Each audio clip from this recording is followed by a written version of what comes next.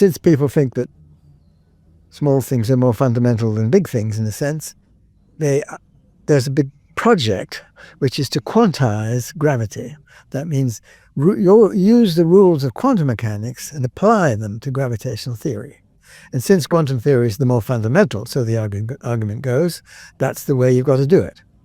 Now, my view is almost the opposite of that. You have to gravitize quantum mechanics, because quantum mechanics, in view, has a huge flaw. And the flaw is basically the collapse of the wave function. When I was working at the factory, I was thinking about quantum entanglement.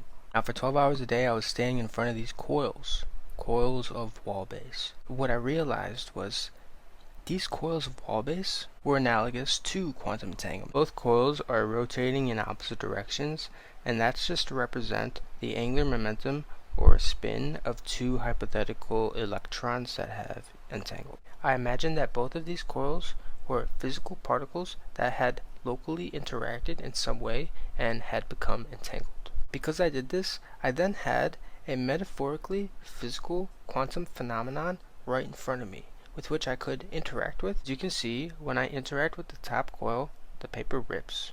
I interpret that as the wave function collapse. Because of this, upon measurement, I instantly know the spin of both particles. We know that if we're measuring entangled particles, it doesn't matter which particle we choose to interact with.